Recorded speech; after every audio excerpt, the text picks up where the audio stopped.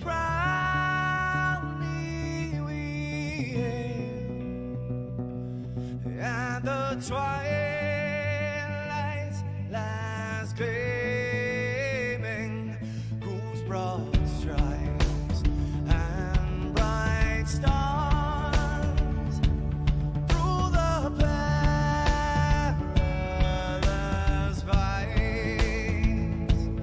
oh, the ramparts we watched were so gallantly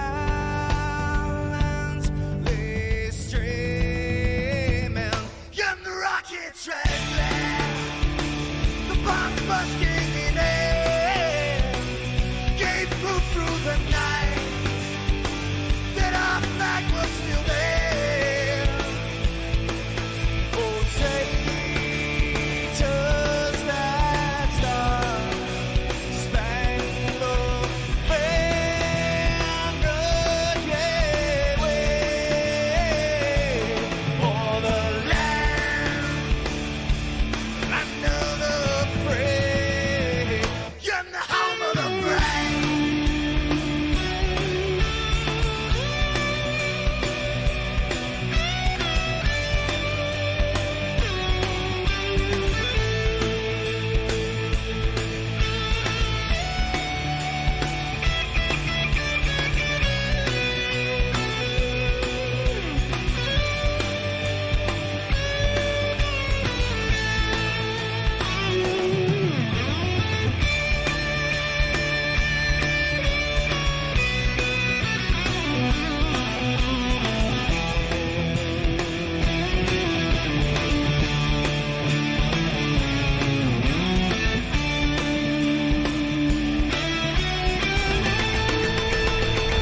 Because we are the brave.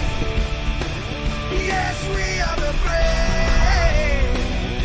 We'll fight to remain the name of the brave. We are the US of A.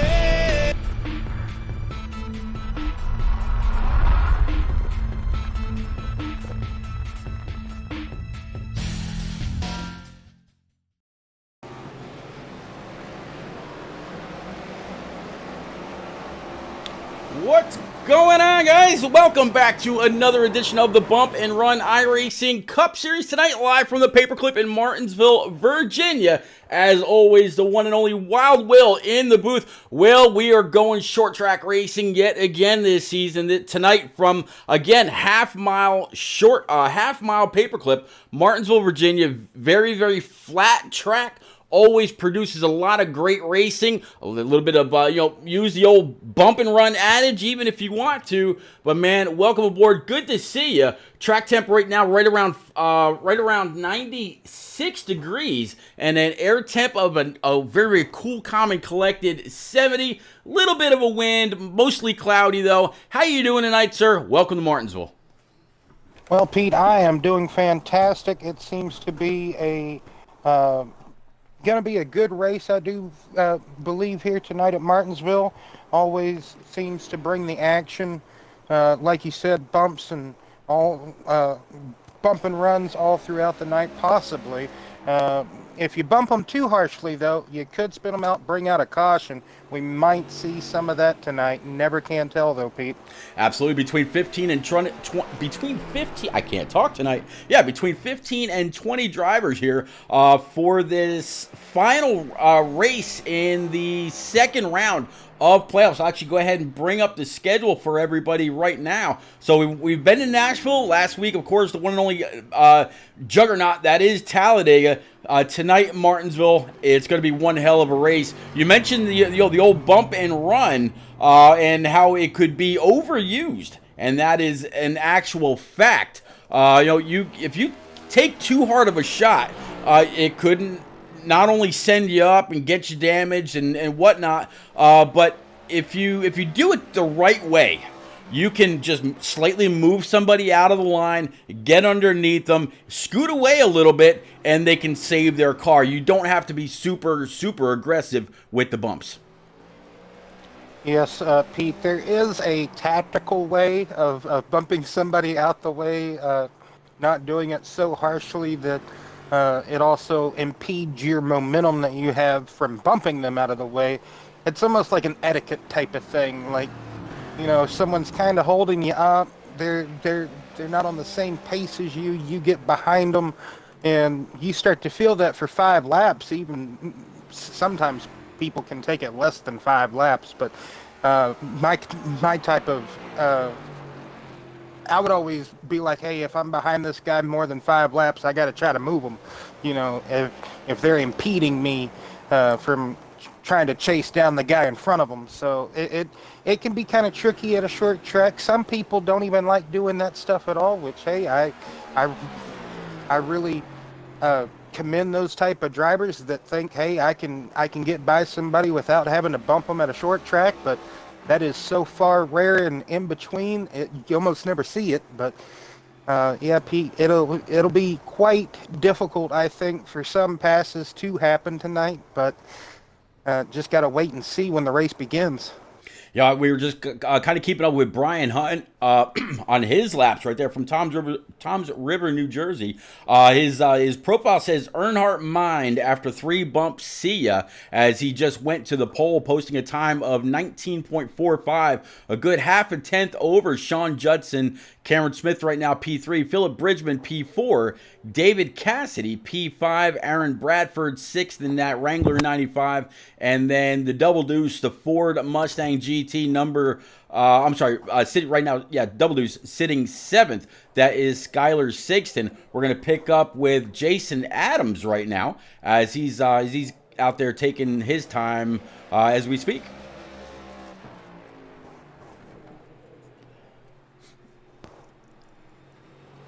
Jason Adams in that 24 Pepsi car looks very beautiful, almost like a Jeff Gordon Pepsi throwback, just about.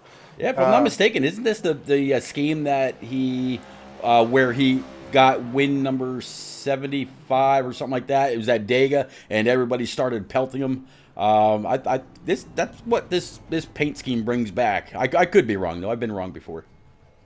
I think that was the Star Wars. You're right. It was just the blue throwing me off, but you're 100% right. It was the Star Wars car. Yeah, you're right. Yeah, I remember that race fondly as well. People, Dell Jr. had to come in the media center and say, hey, like, let's not throw stuff at the track or onto people's cars. Doesn't matter how much you don't like them or not. Don't do that. You're right. Yep, you're right. All right, so far, actually, and to wrap it up, only 7 or 8 people went out and put down their time. So let's go ahead and empty that out and bring up our grid. Looks like, again, Brian Huntley with a time of 19.45 will be tonight's pole sitter. Guy that I was able to talk to just a little bit before we kicked this off, and he said, Pete, I'm locked in. I'm good to go. To his outside is going to be Sean Judson in that number 19. P3 to start row number 2 is going to be Cameron Smith in his 9. Looked really, really fast in practice. To his outside, going to be Philip Bridgman. Row 3, David Cassidy in his number 17 with Jason Adams, P6 in his number 24. We were just watching him just a moment ago.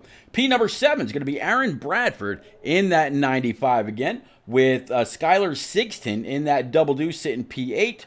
Row 5, Jaden Sanchez in his number 18 with Matthew Hunsaker in his 37 P10. P11 is going to be James Sellner Jr. in that famed number 43 with James Bryan to round out row number 6. As we continue to go through, get the last few cars, it's going to be Jim Kolmensberger in the 11, starting P13, Duran Carver in the 42, P14, and the guys in the back bringing up the rear with the gear is going to be Robert Amaral in that 77 and Samuel Blackwell to start P16. Again, 8 rows of double file cars getting ready to all kind of locked and loaded and ready to go. Who do you got your eye on tonight, Will? Well, fortunately enough, I'm going to be looking at Cameron Smith in that 9 car. I know he's normally pretty decent whenever it comes to short tracks. Skylar Sigston would have to be another one in that double deuce in that 22 machine. But Brian Huntley, surprisingly, qualified on the pole. I've never really known him to be too well at short tracks, so that's kind of surprising in my opinion. So never can really tell whenever it comes to Martinsville. Sometimes if you make an unlucky pit stop and put yourself in the back, you never can recover. So just gonna have to wait and see here, Pete. Jaden Sanchez out there on the YouTube side says, "Good stream. I'll work my way from the back." So Jaden Sanchez, he ended up with an EOL and had to. He's gonna have to try to work his way through 15 other very, very fierce competitors to try to get on up here and take the point at some point. And I definitely wish the young buck well. Definitely appreciate everybody that's out there, whether it's on Facebook, Twitch, YouTube, Twitter, or iRock TV through your favorite Roku device, whether it's a Roku TV or a Roku streaming brick. Go on over to the streamers tab. Search out iRock TV. It's the tab that you see on the icon that you see on the bottom left. It's a 100% free app. And all streams, whether live or replay, are broadcast in stunning 4K. And again, this is the Bump and Run iRacing Cup Series live from Martinsville. Will, they're going through turns 3 and 4 where pit road starts. Pace cars on. Brian's about ready to jump on that throttle. Let's go racing, buddy. Green, green, green. Let's go.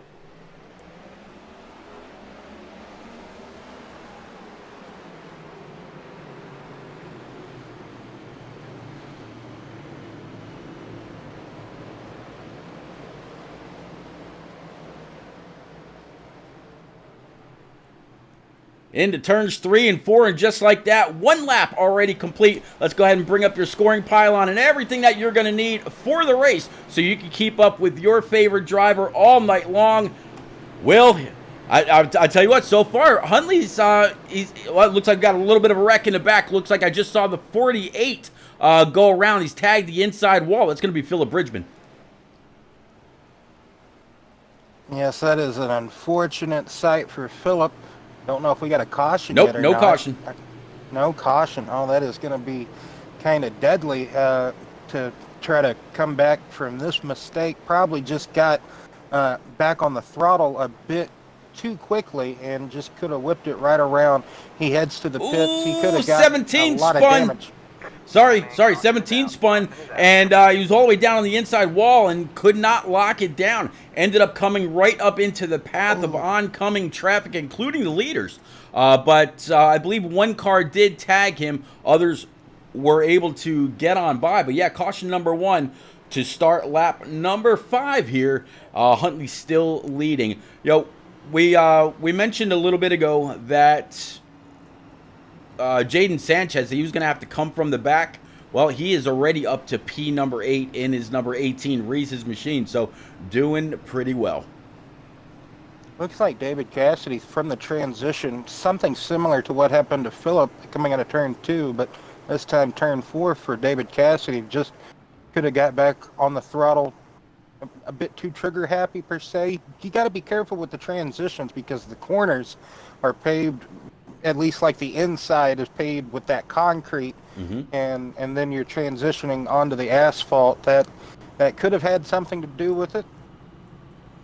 Yeah, I mean, absolutely could have. And again, the concrete and the asphalt are going to be two very different temperatures. The asphalt, it's going to collect heat very, very quickly, and that's on the straightaways. But you see, the full exit off of the corners, they are very, very, it's slick concrete. I mean, you think about a regular paved sidewalk, okay? It's very slick. It doesn't quite keep the heat as asphalt does, and yeah, it could be very, very hard to get the throttle down. A lot of people are very, very happy that the pit roads at some of these places are asphalt rather than concrete because they're actually able to get some grip. But yeah, Brian Huntley leading, Sean Smith P2, Sean Judson P number 3 down one spot after starting outside pole. James Selner right now sitting P4, and Jason Adams P number 5. So again, this is the Bump and Run iRacing Cup Series live from Martinsville. This is the final race in round number 2 of the playoffs. Just waiting to find out tonight if it'll be a new driver to grab the checkers and make sure that they're good on points going into the final round, or if it'll be a repeat winner, and then we'll find out who makes it through just on points alone. But we do know that right now our leader, Brian Huntley Jr., is he's already through on by virtue of a win. Yeah, the win that he acquired last week at Talladega. Yep. That locked him into the next round of the championship race. It is next round, right, Pete? Yep. Yep. Not the. Oh, okay, Yep, my yep, bad. next round. And then, yep, that's kind of what you need to do. And sometimes you could carry that momentum and set on the pole and lead the opening laps of the next race, like Brian has done here. I think the 95 Bradford got some damage. I think he was the black car collected with David Cassidy when he couldn't lock it down, came back up the track. So here's the remainder of the schedule. We're at Martinsville, the last blue-colored race on the schedule here. Then we're going to Richmond, Road America, Kansas. Which out of those three, Pete, catches your eye the most in that final elimination round? I'll tell you what, back-to-back short tracks is definitely something very, very interesting. You know, the half-mile paperclip here, and then the three-quarter-mile D-shaped oval next week at Richmond. But I tell you what, Kansas is going to be a lot of fun. A whole lot of momentum, high-side track, easy to get up in the wall. But we're going back green flag racing. Brian Hunt is on the throttle first, and everybody else behind him.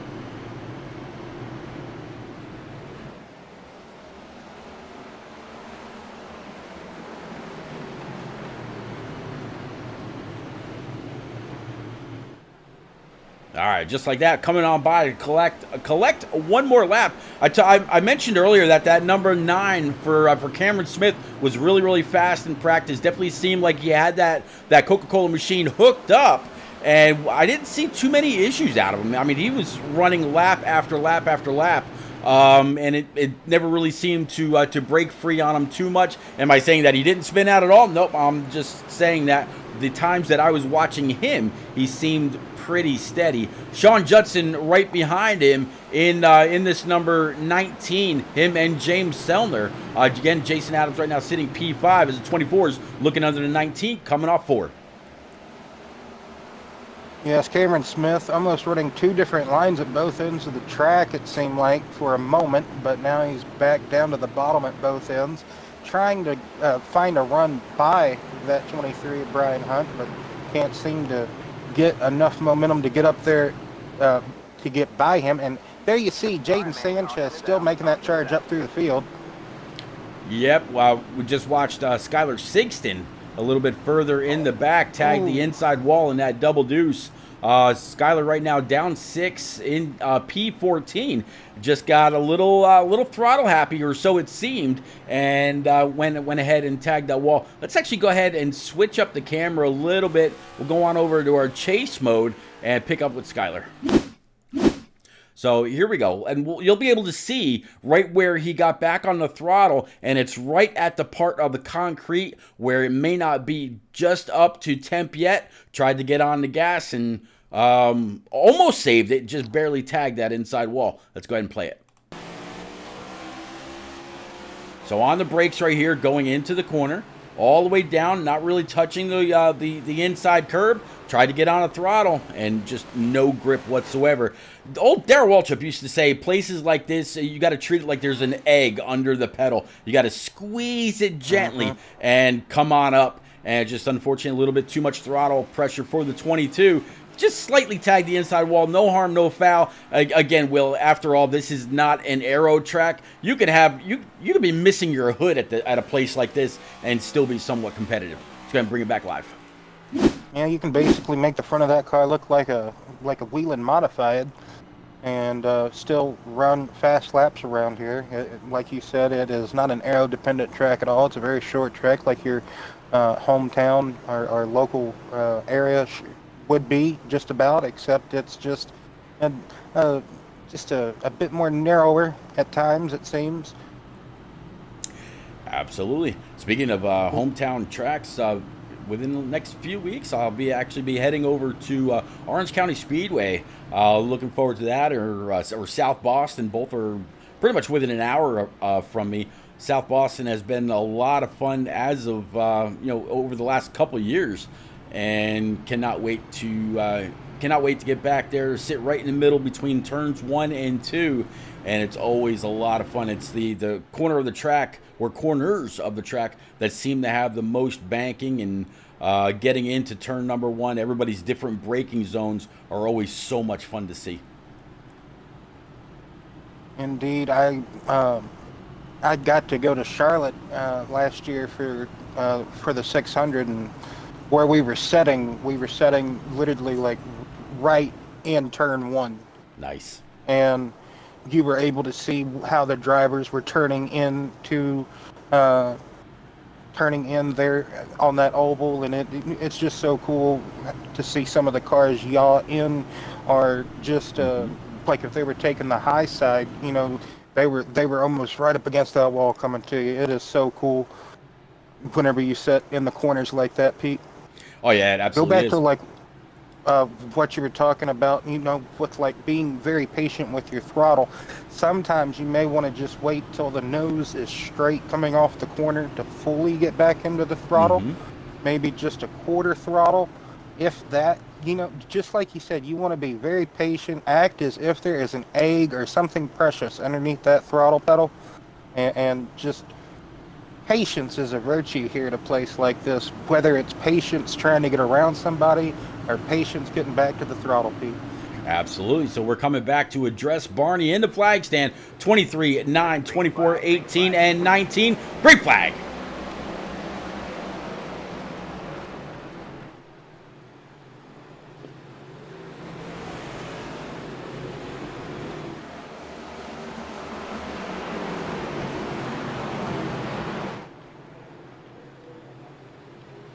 All right, so it looks like Brian Huntley's going to be able to come on around. This time, though, he's got a little bit more pressure. Jason Adams in that 2-4, able to work his way on by the 9. But how about Jaden Sanchez? We're going to go ahead and pick up with him right now. And he's working his way up in that 18 Reese's Pieces machine. 17, sliding up a little bit. He went full send. Got under the 18, got him a little squirrely.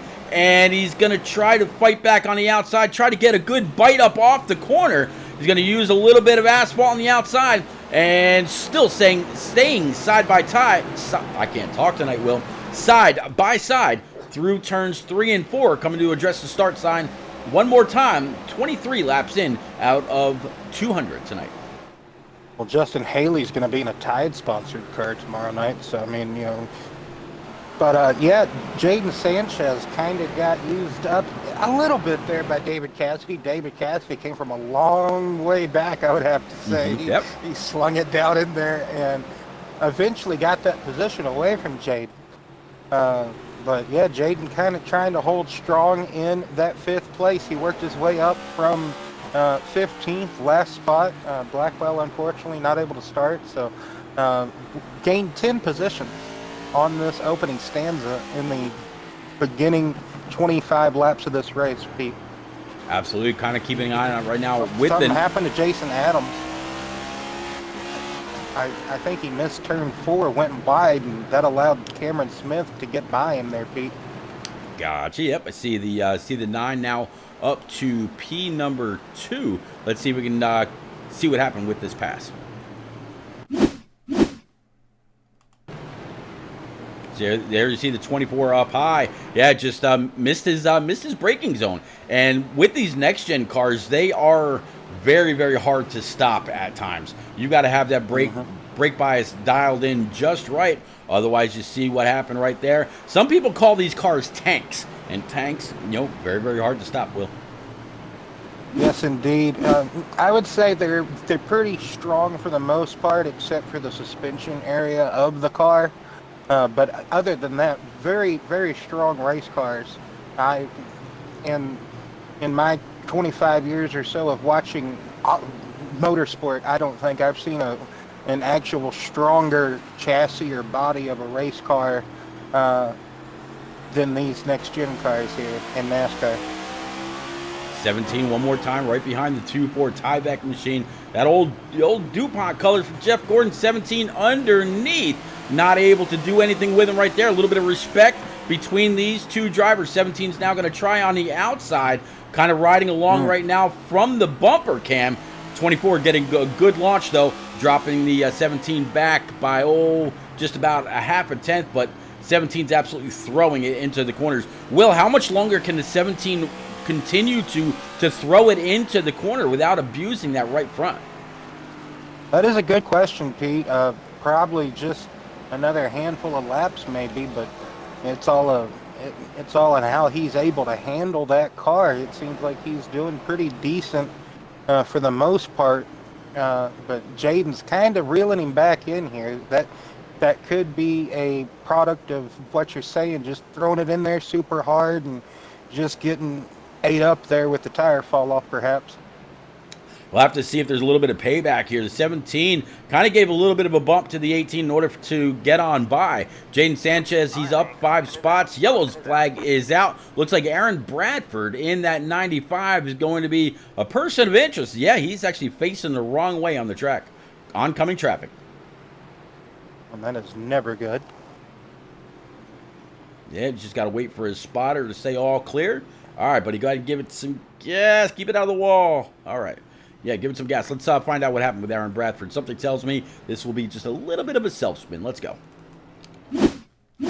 Let's switch on over to our chase cam again, and let's play this out. Oh, no. I think he might have been trying to avoid somebody else. Let's actually rewind that and see who that car was up in the wall. Just a couple ahead of him.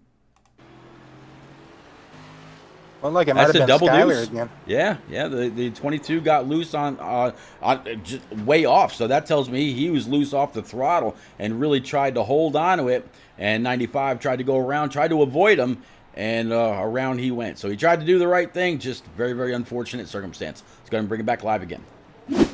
We had a pretty decent run there, Pete. We started to see Brian slowly run away from the 24 Jason Adams, and then something happened to the 9 of Cameron Smith to have him lose a few positions there. So we saw some coming and goings. So maybe the next green flag wave, we might get to see another decent run again. Absolutely. Speaking of our leader, Brian Huntley, just go ahead and pull him on up to the booth. Brian, it's Repeat and Will up in the booth, but so far you're able to lead just about every lap. No serious threat, I'd say. I think the 24 was more focused about keeping the 17 behind him, and you're able to scoot away a little bit. Looking pretty strong in this monster 23. How you feeling, sir? Feeling all right at the moment. Cassidy's a short track king, shall we say. He's very good at a short track. So I see him floating back there in P3. Same thing with Jaden. Jaden's very good at short tracks. I noticed they're coming up. But I do notice with these next gen cars, once you start side by side, it's hard to vary. It's very hard to pass. And then you slow that momentum down. And I don't know. I'm going to do whatever I can to hang out in the front here. If I get past, I get past. And, that's what it is. Try to go into round 3 strong, that's for sure. All right, buddy, we'll go ahead and we'll get you back on down to Team Comms. Good luck. Keep the shiny side up. Again, nice-looking monster machine. I know you're just trophy hunting. You're locked in. So, yeah, go get him, sir. Thank you, guys. Have a good show. All right, buddy. All right, so Will, 2-3, starting off really, really strong here. So far, he has led all 37 laps. Can he continue on? Well, we'll just have to see on this restart. It almost looks like the person starting second on that outside lane doesn't quite get a good restart. They may lose that position, so David Cassidy might jump into second here on this restart. So all depends on if Jason can match Brian's restart or not. Well, about to find out. 23, 24, 17, 18, 23, 24, 17, 18, and 43. So we got some sequentials in the sequential lines. Green flag's back out. Let's go.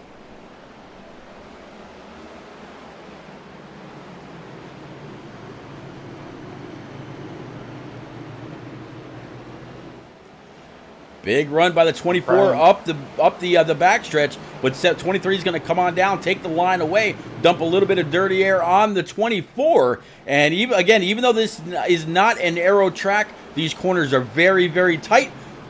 Big battle right now for P2. Yes, indeed, Pete. I was going to mention Brian got a great run off of that restart, a great hole shot, if you would say, but didn't really help him much down the back straightaway. Jason Adams was able to run right back up to him, but like Brian said, passing here very difficult. And Cassidy saved it. What a save by David Cassidy.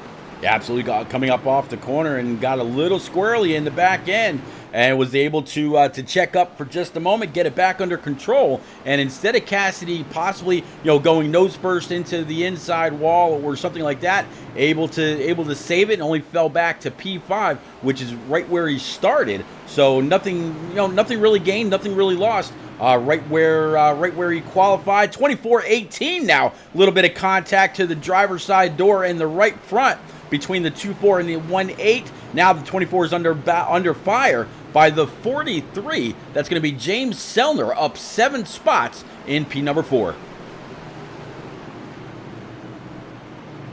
Now, Pete, how many heat cycles do you think is enough on a set of tires?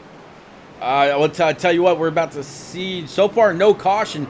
24 got loose up off the corner, and there's the caution. Yep, Skylar Sixton, but this all actually started with the 24. 24 is going to fall back quite a few spots. Going to be Jason Adams. Let's see if we can go back and watch what happened with him. We're going to have to go ahead and rewind it because it didn't. The caution didn't come out because of him. The caution came out because of the double deuce. But let's go ahead and switch this up yet again. Switch this on over to our chase cam. Watch the back end of this 2.4. So you can hear him on the throttle going down the backstretch, checking up, getting into turns 3 and 4. He's got the 43, no challenge whatsoever. Just the 24 tried to check up, ended up going to the outside wall instead. And you see the 22 completely go on by, maybe missing his brake zone altogether and getting collected up into the outside wall. So very unfortunate yet again. Let's go ahead and bring it back live. All right, 24 is on pit road getting some repairs. What do you say we catch up with the young buck in that number 18 Toyota, now up 7 spots.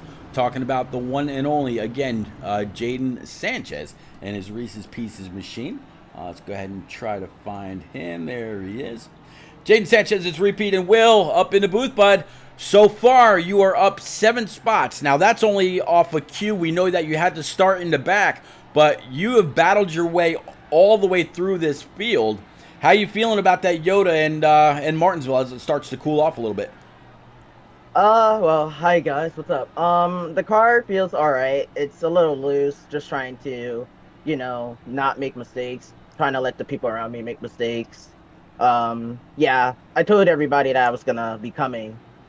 You did. But, I absolutely heard that in pre-race. Yeah, you started in the back, working your way all the way through, and it definitely seems like you've got a little bit more rear grip. How much patience does it take to work your way around this half-mile paperclip?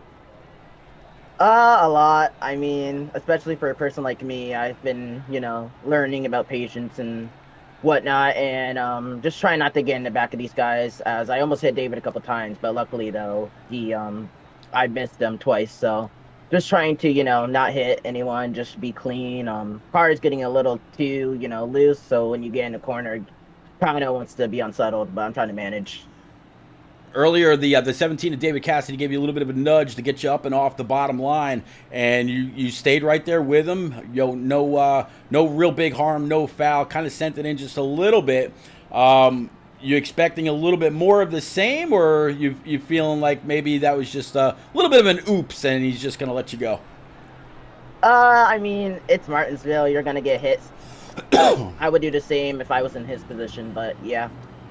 All right, buddy. I'll get you back to team comms. Good luck. Keep the shiny side up, and maybe we'll be talking to you again a little bit later on.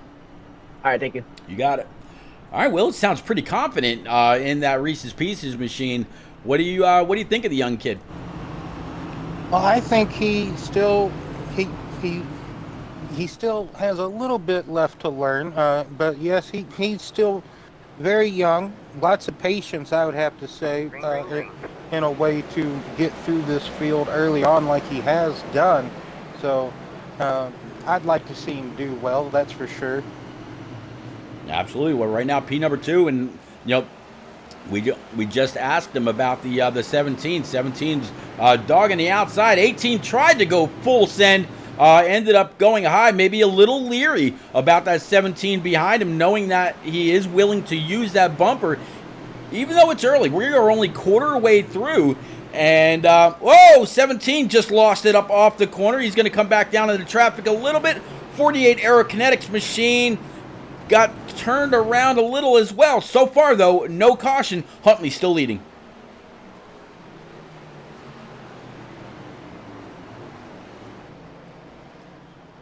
Looks like the 48 of Philip Bridgman decided to go ahead and bring it on down pit road. And the 17 that was also involved in that, David Cassidy, he's also going to go ahead and bring his monster machine down pit road. Caution's out. Timely caution. Oh, looks like that's going to have something to do with Jaden Sanchez. I don't see him up there in P2 anymore. He is all the way back in P12. Let's find out what happened with driver 18.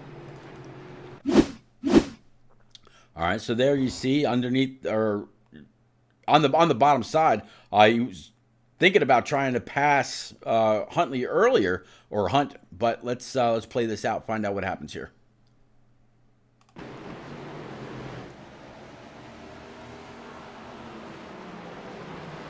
Up on the outside groove, just he almost looped it around. He overcorrected back to the right side, which is something that happens a lot. It looks like he's got probably got a toe link issue, and it may not allow him to turn. Let's take a look at that right front. Yeah, it's a we're going through the wall here. It is definitely a little busted. Hard attempt to turn right. We definitely see that wheel sticking out way further than it normally should. All right, so let's go. Blame you. Yeah, it happens. Absolutely happens. All right, so Jim Coleman'sberger is going to take over the P2 spot in his number 11. Let's see if we can't pull old Mr. Coleman'sberger up onto the booth. Driver 11 up 11 spots right now, sitting P2. Jim, it's Pete and Will up in the booth, but you got a copy in that Mars machine one more time. Yeah, I do, man. How you doing? We are doing all right, sir. You are absolutely moving your way on up through the field. How much speed do you feel you've got in that Milky Way machine? I'm doing okay. I've been having brake issues. I had to go in and pit and recalibrate. Hopefully I fixed it. I'm just worried about starting on the outside here. I have a tendency to, get into it a little bit too much, and it might go sideways. And then Brian will be cursing me out in a little bit. You know what I'm saying? Well, I mean, you got 3 drivers here from Joyzy, so yeah, you never know. Being a long past Jersey boy myself, I know a little bit about that chip on New Jersey driver's shoulder. But can you get on up there and get that Milky Way machine in the lead? I believe I can. I think I might have something for him as long as I don't do anything stupid on the restart. Well, but I've been starting in third, but I think I'm gonna have to start in second just so I don't have Skyler push it under me. Hey, there you go. Skyler in that double deuce. He's had a couple of issues, and then it's going to be the 37 as well, as it looks like my stream is taking just a little bit of a dive. Here comes 9 o'clock. So, all right. I'll go ahead and I'll get you back on up. Good luck. Keep the shiny side up, sir. All right, Will, you got me? Yes. All right. I have you, Pete. Yeah, I apologize. A little bit of latency on my screen. Once 9 o'clock rolls around, there's just something that's going on. Dark Racer, definitely see you out there in chat, buddy. Welcome aboard again, and we're about to go back. Green flag racing again. Brian Hunt's led every lap so far. Double deuce 11, 55, and the 37 is going to be your top 5. Coming to the stripe. Green flag's out. Let's go.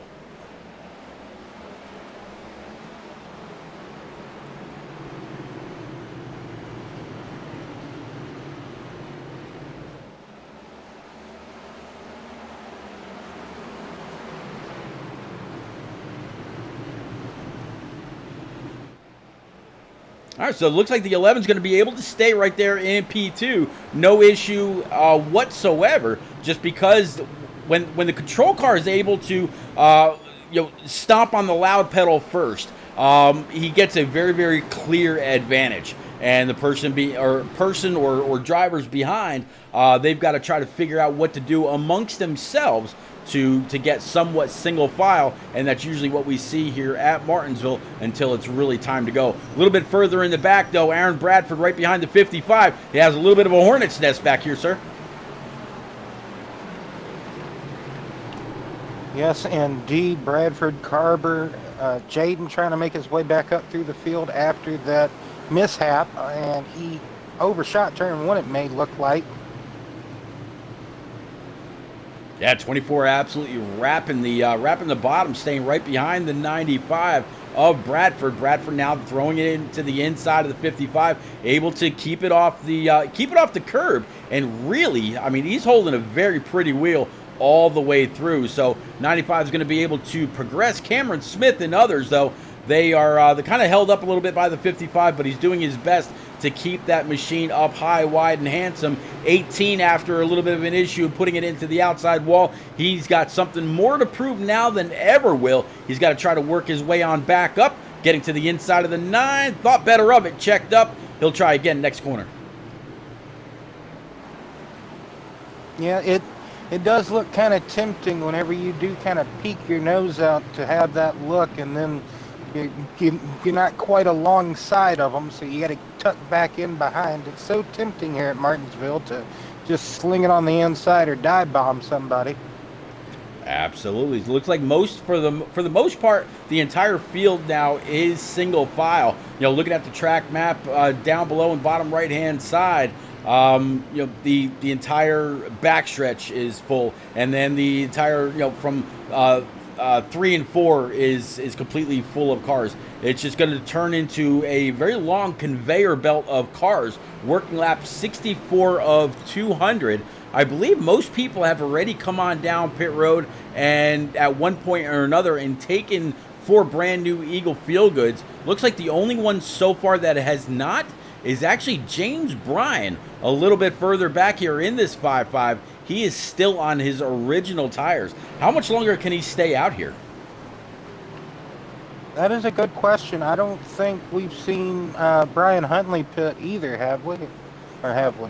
Let me go back up and double check. Nope, you're right. Yeah, so Brian Huntley and the 55, yep, are the only two. Yeah. Just Brian at the moment able to have better grip in his tires than James Bryan. My apologies with the Bryans. But yeah, just sometimes you're able to handle it a bit better. That's why I was questioning about the heat cycles earlier, before that caution came out. I was kind of curious about how many heat cycles you could have here at Martinsville before they just completely fall off that cliff. But it seems that Brian is able to hold on better than James. So Well, looks like we got caution number 6 on track, working lap 68. This is going to be the 18 again of Jaden Sanchez. Oh, man. Yeah, so the kid's got a very, very fast car, and just unfortunate. Let's find out what happened with driver 18. All right, so we're going to go ahead and play it. You see the 9 in front. Here comes the 2-4 underneath. Is this going to... Oh, 2-4 just gives a little bit of a shot. 18 had no chance to recover whatsoever. Gets sent up to the outside wall. You see the oncoming traffic and just nowhere, no way to know when to go. At this point, the spotter is absolutely useless. You're waiting on your competitors to say, hey, man, go ahead. So he's going to go ahead and back it up, grab a gear, and he'll be able to go on back. Yeah, but a little bit of a rough shot there by the 2-4. Yes, indeed. Kind of early on, too. We ain't even at the halfway point yet, Pete. But that pretty aggressive by Jason, but maybe he might have had some intent. Something could have happened that we didn't get to catch, per se. We don't quite know, but yeah, just kind of sent Jaden into a different postal code there. And might end Jaden's night as far as being able to compete here, because I think he already burned up his quick fix when he broke that toe link earlier in turn 4. So Yeah, he's definitely. Let me see. Try to find him. He's on pit road. Looks like the right side just went down, so left side is going up. Definitely see some damage to the right front. Doesn't really look all that bad, but it'll really depend on how much required damage he's got to fix before iRacing will let him get back out on track and get going. But let's go ahead and get back up. Looks like Brian Hunt and Skylar Sigston right now going to be first and second. Let's see if we can pull Skylar right quick just to have a quick chat with driver 2-2. Skylar's repeating Will up in the booth right now. You're up 6 spots up to P number 2. You've had quite an eventful race so far in this Double Deuce Ford Mustang GT. What more do you need, or what do you think you've got for Brian Hunt in P1? To be honest, I'm not even sure. I'm just kind of running my race. I haven't raced in like almost a month, so kind of just giving it what I got and just kind of learning, taking things what I can do, and just kind of good to be up here. So I want to see what these leaders can do. All right, is Martinsville kind of a track that has a little bit of a niche for you? Do you feel very, very comfortable here, or what is it about Martinsville that you really like? I don't actually. This is actually one of my I do not like this track at all. It's never been my strength. Any game you name it, I just never liked this track. But I'm just giving it what I can All right, buddy. I'll go ahead and I'll get you back up. See you going through turns 3 and 4 right now. Keep the shiny side up. Let's go. All right, so we got Skylar back up into Team Comms, Will. Very, very eventful race. We've seen this 22 in a few different walls this evening. Green flag's coming back out. We're going. yeah, Skylar's car definitely looks like it is meant to be raced at a place like Bristol or Martinsville for sure. Absolutely under fire right now by the 37 of Matthew Hunsinger. First time we're going to talk about him inside the top 3 in this number 37. The 11 of Jim Coleman'sberger coming back for a little bit more, and then James Bryan in that 5-5. We saw the 55 dropping back a little bit earlier. Still has yet to come on down pit road, just like the 23 of Brian Hunt that has led every single lap here. Working lap 75, getting closer and closer to completing the first century of laps here from Martinsville. Again, I am repeat with the one and only Will in the Bump and Run iRacing Cup Series, the last race in the second round of the playoffs. We're gonna get a little bit of a double dose of short track racing here this season. Next week we're heading on over to the 3/4 mile D-shaped oval in Richmond, Virginia. So not too far from this place. A lot of people can kind of just camp out and get ready to head over that way. But now the 37-43 got a little bit of a battle of their own. Yes, Matthew missed the corner in turn 2, I do believe, and lost a couple of positions to Jim and Cameron, and now he's going to be under fire from that Steel Panther 43 machine. Oh, 37 way high that time. Not quite sure if he was just going to say, hey, man, I don't need to be racing you right now. You go on ahead, or did he just miss his mark? He was way high. All right, looks like caution is out, and right on cue, 37 and 11. Looks like the 11 went around and collected a few people, but that Milky Way machine now, he might actually be stuck. So let's go on back a little bit. Oh. Yepper. All right, so let's switch this up just a little. Actually, that's not what I wanted. Oh, right. Jim. Yepper. All right, let's go ahead and play this out. Yeah, like you said, I do think he got stuck as well. 9 throws it completely to the inside of the 11. 11 up high, and Will, when you're up high like that, you really just want to try to hold the brake. Don't come on down into traffic, and he ends up getting stuck trying to go forward and throw it back. Nothing doing whatsoever. Just in that wet grass. Milky Way machine going nowhere. He'll have to tow. Let's go ahead and play it. or bring it back live. Yeah, that's kind of crazy getting stuck up on the curb like that, up on the grassy knoll. Jim, like you said, he just kind of, I guess Cameron had a really good run on him. Cameron was committed to that lane, and Jim just kind of came down across the nose of the 9 in a sense, and just part of the short track action racing here at a place like Martinsville. You're going to come across stuff like that. I sure have before racing around here. It's very difficult to kind of judge some things, and maybe Jim just kind of misjudged. Hey, anything is possible. But for now, we're going to bring on up driver 9, that Coca-Cola machine that seems to be sticking in all of these corners. Cameron, it's a repeat of Will up in the booth, but this car looks to have quite a bit of grip no matter where you go, and it seems like you're able to put this machine in any line that you want it in. What is it about Martinsville that suits your driving style, sir? You know, I really don't know. Short tracks are just kind of my comfort zone. I love the braking and the technical part of it. Just trying to find that right rhythm. Honestly, I think it's the rhythm, the sound, the rhythm. You know, where your braking is, where your throttle is. It all makes a difference. You get that rhythm, and it's just music, and you're just gonna go and take off. I was actually going to go. I'm glad that you brought up music. They say rhythm is a dancer, right? Old Gloria Estefan song, if you're old enough to remember that, which I know you are. But man, keep it going. I see you getting double file back on up. Let's see if you got anything to get on up there and maybe take a lead and lead a few laps. Keep the shiny side up, sir.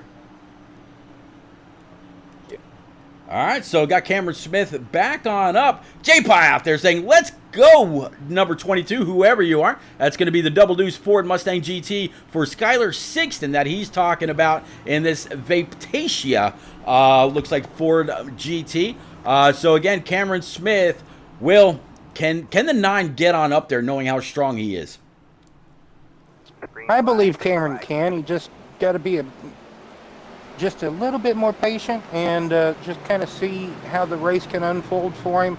We got to remember Brian Hunt still has to pit. I think Brian might be trying to stretch his tires to his fuel here. I heard 125 laps on a full tank, so he might be trying to go on the fuel there.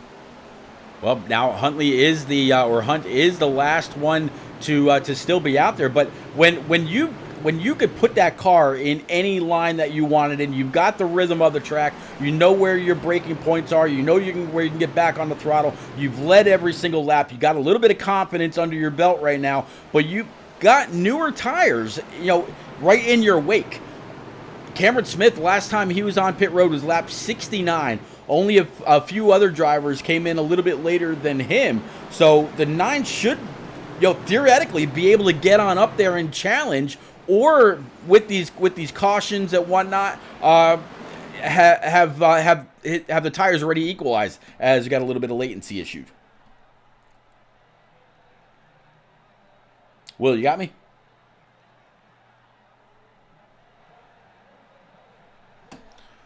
Oh. Yes, sir. Okay, gotcha. All right, so I'm gonna guess since you can hear me, it's gonna come on back. So there we go. How much? What is it about the 23's car that's keeping him up front? Is it just a clean track? Is it what is it about P1 that's keeping the rest of the field at bay? Yes. Caution's out. Probably the clean air, not. Go ahead, sir. Go ahead. Probably I was just going to say probably the clean air, just not being able to have anybody really contend or battle against you. That'll probably be the best thing for Brian in that 23 machine. Like we said, he hasn't come down for tires yet, surprisingly. I'm surprised no one hasn't been able to take that lead away from him with fresh tires. I'll tell you what, Fresher tires. this caution came out with Cameron Smith, I believe. No, it's not going to be Cameron Smith. He's right behind. Unfortunately, because of the little bit of a latency issue, not quite sure what this caution was for. And just as I say that, I see the 17 go on down pit road. So could it have been due to an issue with David Cassidy? Let's see here.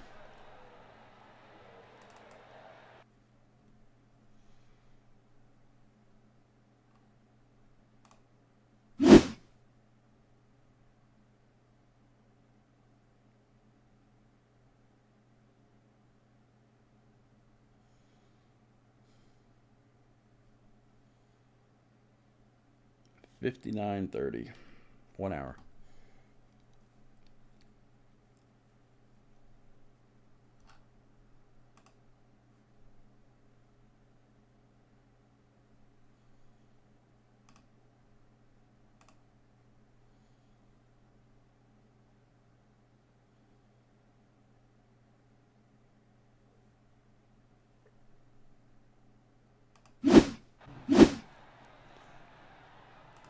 All right, I'm not quite sure what happened there, but Will, you got me? Yes, sir, Pete. All right. Yeah, I apologize. Having a little bit of a latency issue on my side, kind of dropped out a little bit, but so yeah, I mean, at some point, the newer tires that are behind Brian are going to have to come into play. I mean, right now, the 22 of Skylar Sixton, the last time he was on pit road was lap 33, 71 for James Sellner and Sean Judson. Aaron Bradford was last on pit road on lap 70. So is it just the jump, the initial jump that has allowed the 23 to kind of skate away, or what do you feel it is? It seems like the initial jump on each restart that Brian gets, iRacing restarts seem to favor the leader in a sense, also just the rules that go along with racing on iRacing. You know, you can't jump the start as the second place man. So it's very difficult for the person on the outside or wherever opposite of the leader, can actually time the restart perfectly. It's all in timing. If you can time it when the leader goes, you can match his pace, and either be side by side with him into the corner or fall in behind him, hopefully get in there, nudge him up out of the way, bump and run him, and be on your merry way. But it seems like no one really has been able to match that restart pace of Brian Hunt in that 23 machine. So just going to have to wait and see here.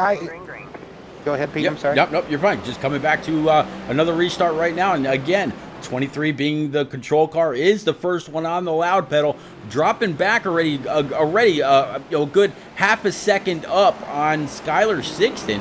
Just nothing he can do about it. James Sellner back here in this Steel Panther 43. Sean Judson right behind him in the 19. And then again, one of my very clear and favorite paint schemes, this number 95 Wrangler machine for Aaron Bradford, up 2 spots, sitting P number 5. Duran Carver, Matthew Hunsicker, David Cassidy, James Bryan, and Jason Adams to go through your top 10.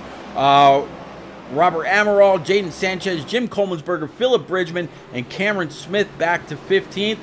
One driver unable to make the start tonight, talking about Samuel Blackwell. But, so far, all, might as well say 100 laps. Brian Hunt has literally led the first half of this race after starting from the point. Yes, very dominant performance by Brian Hunt this evening. Very unexpected, I would say, from my point of view. I kind of didn't expect Brian to be this consistent here at Martinsville. Kind of threw me for a loop in a way, Pete. I've never really seen Brian too much out front at a short track, and this is kind of, he must have been doing a lot of practice here lately at these short tracks, that's for sure. Yeah, I mean, a lot of people do put in quite a bit of extra seat time when it comes to a track that maybe they're not 100% comfortable with. You know, we talked to driver a little bit ago that said he had to get into the rhythm when we're talking about the 9, and yet Martinsville is literally all about rhythm. Both ends of the track are very, very much the same, and if you can hit that rhythm, you know, you got your brake points, you got your gas points, you know where you're turning in, you know just how much of the wheel you need to open up in order to come up and off the corner to carry a lot of speed. You can get around this place very, very well. And so far, coming to lap 102, Brian Hunt has been the one that's been able to do it the best so far. He's got a clear 1.5 seconds over driver 43 right now, up 9 spots. We're talking about James Sellner Jr. Yeah, James Sellner there able to hang strong in that second place since the restart. But Brian Hunt has opened that lead up just over a second and a half. Skyler there in third place, just trying to hang on to James Sellner in that 43 machine, as we see David Cassidy coming back into the picture. Yeah, David Cassidy in that 17 Chevrolet. The lone, actually no, I take that back. I was going to say the lone Canadian in the field tonight, but no, he's got Philip Bridgman a little bit further back, P14, down 10 spots after some earlier issues in his aerokinetics. Number 48, double deuce again, looping it around off the corner, off of turn number 4, and he is going to make contact with the inside wall. And again, looks like just a little, maybe a little throttle happy. Let's go back and keep an eye on that double deuce again right now. J-Pa again out there saying good luck, I'm sorry, let's go, number 22, whoever you are. Well, Skylar Shakeston one more time brings out the 9th yellow. Let's go back with him. A little bit throttle happy per se, and maybe still have that wheel turned a bit too far to the left, Pete, maybe. Absolutely. So let's see, going into turns 3 and 4, keeping it off. No, we got a little bit, got a little bit of the curb and just sent them right to the inside. Let's go ahead and play that again one more time, and we'll do it from the vantage point that you just kind of mentioned. We'll jump into the cockpit with the driver, and we'll play it from here. Yeah, you catch that curbing here, Pete. It'll really upset that car like we just saw and make you just lose all control whatsoever that you thought you had. Very, very slight on that curb. I mean, really slight on the curb, but that's all it took. When you've already got a loose race car and you're off the throttle, you know, no real grip, you're going to go around in a hurry. So he went ahead and spun it around, grabbed the gear. He's going to get up, get going, but only slight contact, so not too bad. It's going to bring it back live again. This caution helps Jaden Sanchez, who, if I'm not mistaken, was just one lap down. Depending on how much damage he has, he might be able to work his way back up through the field. Yeah, it's absolutely very, very possible. Right now, sitting P number 9. Let's see if we can get a hold of David Cassidy now in this number 17. David, you're back up to P number 3 after starting P5. So you've been able to work your way through a couple of times now. How you feeling about the second half of this race with a pretty eventful one now in the history books? Oh, like you say, it's been interesting. I don't know. I'm having a hard time with brakes locking up and stuff, doing a lot of adjustments, but it just doesn't seem to be working. So trying to ease up earlier on the straightaways there, try to get a good entry there to try to do something to get off. So hopefully we'll see what happens. You're going to have Aaron Bradford and Jason Adams starting to your outside. I'm sorry, starting... Yeah, to your outside and then behind you. Nobody has been able to do anything with Brian Hunt all race long. James Sellner in the 43. He's up 9 spots right now. So far, the biggest mover of the night. What more do you need out of your monster machine to go on up there and take the lead? I'd probably just as long as I'm getting through into the turns pretty good and keep it down low and stuff. If I can do that, I think I should be all right. All right, David. We'll go ahead and we'll get you back on up to Team Comms. Again, nice looking monster machine. Keep the shiny side up. All right, thanks. You got it, buddy. All right, so Dave Cassidy, P3 again up to after starting 5th. Aaron Bradford, Jason Adams, and Matthew Hunsaker are going to be all behind him. But Will, again, that 23 just not relinquishing the lead whatsoever, as we're going to come back to green flag right now. Down the backstretch we go. Well, Brian's eventually going to have to pit for that, thirsty gasoline, that fuel that all these race cars need. He's going to eventually have to pit. Well, we'll find out. Off of 3 and 4 right now. 43 Steel Panther machine to his outside. Green flag. Let's go. I'm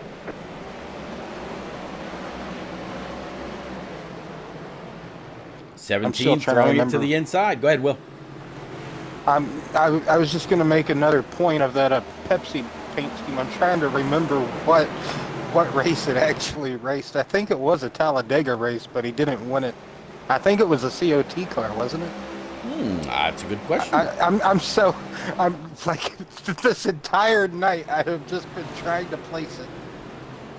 Well, you But, got man. if you got Google, go ahead and Google it. When did Jeff Gordon run a pet? I know it was at Talladega, and I was Yeah. almost convinced until you said no, it was the Star Wars car where he was getting pelted from the stands after beating. We got a change for the lead. 23 went up high, and 17 able to capitalize, taking it away. Brian really locking him up going into the corner, made a little bit of contact with the 17's back bumper, but now 17 is going to pull away.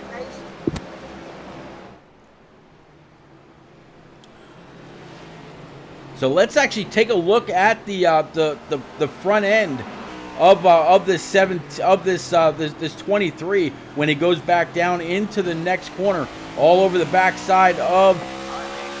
Caution's gonna be out. I think those old tires, Pete, are finally catching up with Brian and that 23 machine. Absolutely, David Cassidy. Last time he was on pit road was lap 91. So older tires absolutely will prevail. It's just a matter of time. But James Sellner is the possible reason for this caution. And what do you know? Dave Cassidy just came down pit road. He led a lap, relinquishes the lead, and that's going to be all he wrote for right there. He'll have to work his way back through again. But let's switch up this camera one more time and find out what happened with James Sellner. So here he is, that Steel Panther machine right now, sitting P3, going into the corner. I don't see him down on the curb. Nope. It's going to be all about the throttle.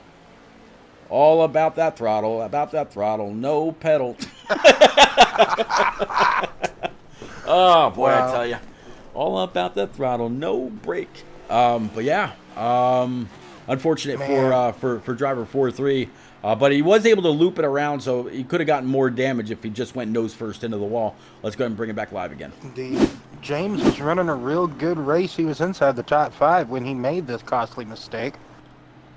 Well, let's. What do you say we check up, or check with, I should say, driver 2-4 in this DuPont Pepsi machine. Maybe he'll be able to tell us for sure when this paint scheme was ran. Jason Adams and 3P and Will up in the booth, but we got a little bit of a debate going with this DuPont number 24 and when this car was actually run. Was it a COT or was it after? What do you know about the scheme, sir?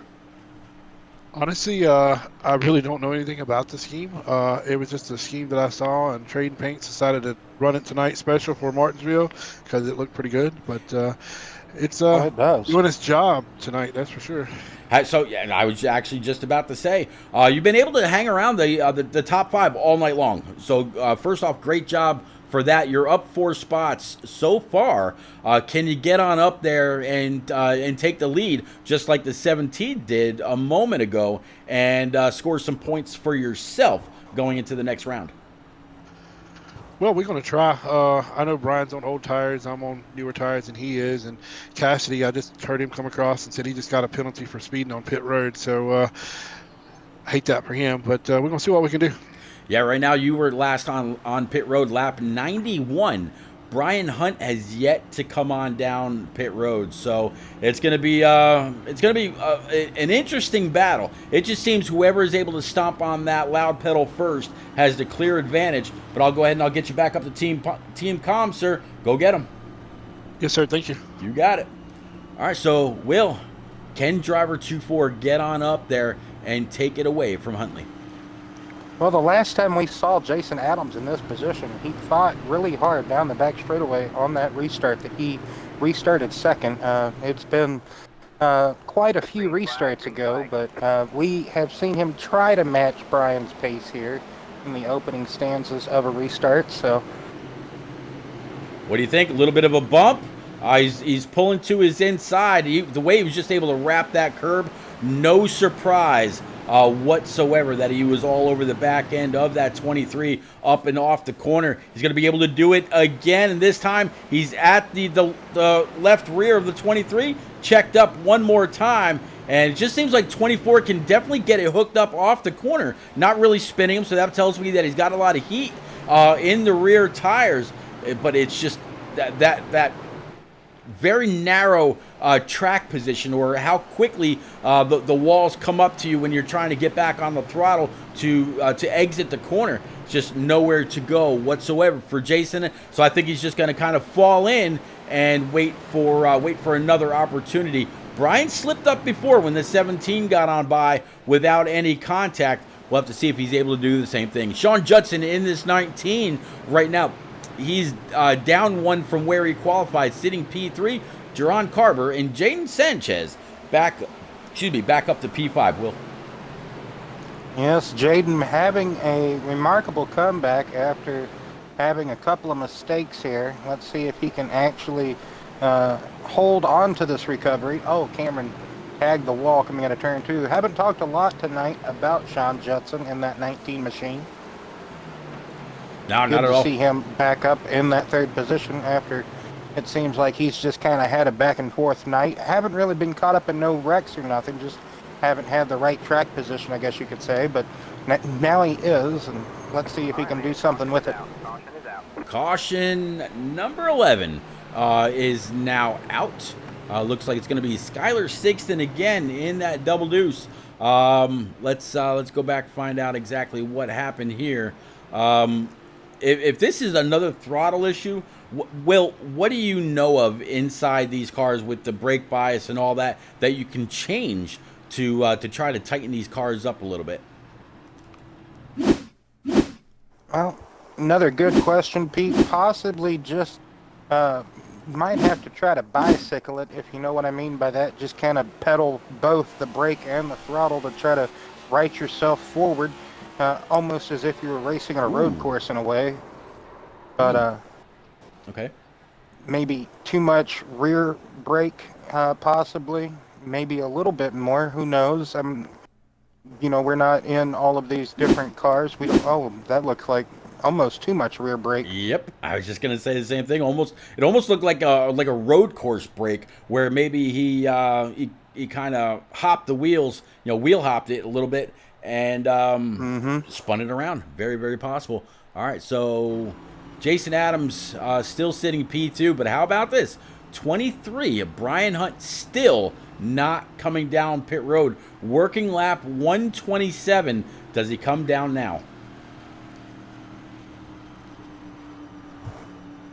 Well, I would expect him to be pitting around this time, but I guess with all these cautions, he's been able to save a little bit more fuel. And those tires would probably be screaming if they actually had, like, emotions and everything. But, yeah. I don't see how Brian has been able to stay out there this long on just that one set of tires from which he qualified with and all those laps now. And it's pretty remarkable to me, Pete. Absolutely, 128 laps in. He's been able to stretch it all the way through, and nobody but the 17, I should say, for about a lap or two until that caution came out a little bit ago, where he ducked on in for pit road, probably for the last time for David Cassidy, which finds himself back in P number 5 right now. But yeah, pretty remarkable indeed that the 23 is still out here leading at a lap 130 and is on his original tires. Very, very interesting strategy. All right, so Jason Adams P2, Jerron Carver into 42 P3. Jaden up to P4. And David Cassidy, again, right back where he started from qualifying, P number 5. Jim Coleman'sberger got one of his 2 laps back. Now he's just 1 lap down. Cameron Smith, for some reason, 6 laps down. We don't know the full extent to that. He was, he did have a top 5 car at one point. Now he's 13th, 6 laps down. Skyler still in the pits, recovering some damage, possibly. And Philip Bridgman out of the race. So just taking a note on the guys having some trouble or the ones trying to recover from a lap down or so. Sinfonian and Marley out there says Double Deuce parked it for the night. He is done. So great race for the 22 up till that point. Yeah, he had some issues, but he was holding on best he could. Again, just a little bit of a wheel hop, sends him to the wall. Caution's out. Looks like it's going to be Robert Amaral and James Bryan a little bit further in the back. They were running either 8th and 9th or 10th and 11th as Barney brings out the yellow rag for the 12th time this evening. Let's go back, find out what happened with those 2 drivers right now. My guess is they probably got mixed up on the restart, Pete. Mm-hmm. Let's go ahead and play it. That is very able to happen at these slow speeds, and then going back up to full speed here. Yep, 77 tagged the back end of the 55. 55 hard up into the outside wall. 77 just unfortunate. Let's actually go back with the 55 of James Bryan. See what that was about from his point of view. All right, and let's go ahead and play it from here. See the 95 to the inside. We know the 77's right behind. 55 just checking up a lot earlier than the 77 Oreo machine did, and 55 hard to the outside wall. Very. Robert Amaral had a good race up until this point. Really clean, just staying out of the trouble, and just kind of like you said. Just I think James Bryan there just got in there a bit too conservative for the 77. I don't think Robert knew that James was going to be checking up as much as he did, and just kind of accidentally just ran him over. Yeah, I don't think Robert meant to do that whatsoever. So yeah, I would imagine probably not. Let's see. Symphony and Marley says, "Well, it's been a minute. Doesn't look like Jerron Carver is available to chat with us. So what do you say we go back? We already talked to David Cassidy. What about Matthew Hunsaker? Let's see. Yep, looks like Matthew may be available to chat. Let's go ahead and bring him on up. Matt, in this 37 Hoonigan Ford Mustang GT. Matt, looks like you got a little bit of damage on the right-hand side. Fender kind of pushed in a little bit. Typical Martinsville damage. You're up 4 spots to, up 5 spots now in P number 5 after starting 10th. How you feeling about the second half of this race as a working lap 135? Can you get on up there and lead a lap? I don't know if I can lead a lap, but I'm just trying to hang on. It's not my best track, so I'm just trying to keep it together.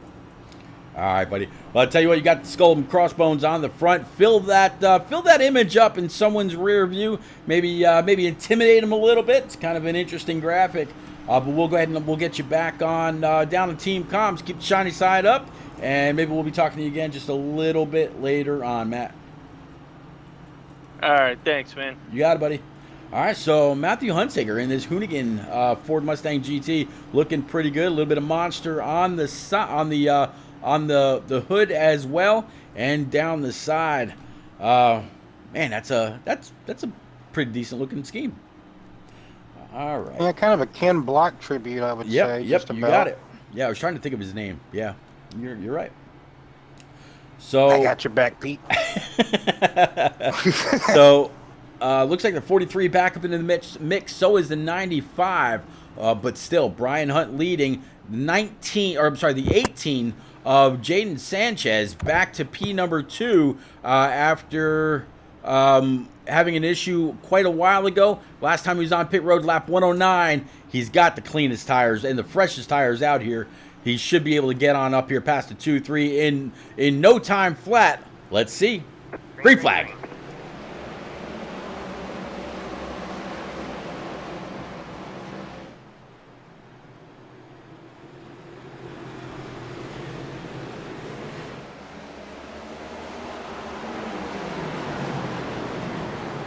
18 having to check up huge because the 2-3 is so much slower getting into the corner, absolutely bottlenecking the entire field behind Brian. So what do you think, Will? Does the 18 give a little bit of a bump to the 2-3, saying, hey, man, I'm a whole lot faster than you. You're holding up the entire field as he tries to go high. Can he get around him up there? He got a little loose, had to check up, and that's going to bring the 17 back up into his rear view. Yeah, I don't know if I would want to be bumping Brian Hunt too many times to try to get by him, even though he's on old tires. But David Cassidy might have the strongest chance, at least probably most consistent, to try to get by the 18 to get up to the 23. But caution's out. Talking about David Cassidy, he actually just went for a little bit of a ride, and the 43 tried to dodge him and ended up into the inside wall as well. Let's go ahead and show it to you one more time, even though it happened live right now. You know, Pete, it seems like every time we talk somebody up. I think we might be taking off a lot of Christmas mailers tonight there, Will. Let's go ahead and bring it on back, and we'll take it back even one more. Let's try Selner. Yeah, let's go back here with no, we'll stay with Cassidy, and we'll play it out. Well, if we just had a nickel for every time these guys looped it coming out of the corner tomorrow. Yep, he just got into the throttle. The 43 tried to go low and missed him, and both of them ended up in the inside wall. Less damage for the 43 though than the 17. So let's go ahead and bring it back live one more time. Good thing about if you're gonna loop it on any track, Martinsville is probably the best to do it because you're at the slowest speeds, and the way that these cars are built, you're really not doing a whole lot of damage. So let's unless you hit like wheel first in the wall, right, and then you bust a toe link or something. Yeah. Yep. So other than that, Brian Hunt has relinquished the lead. So 141 laps leading from the pole. If he's got to go all the way to the back, and with these cautions, there's nobody a lap down. Everybody except for the 9 of Smith is on the lead lap, if I'm not mistaken.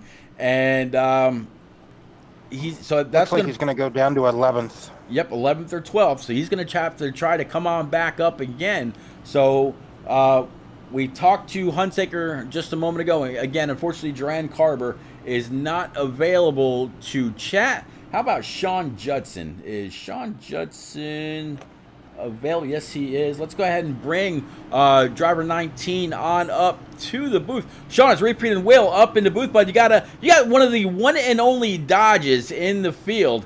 How what can you do since you've been so consistent in the first 140 laps? What can you do to get on up there and lead a lap, sir?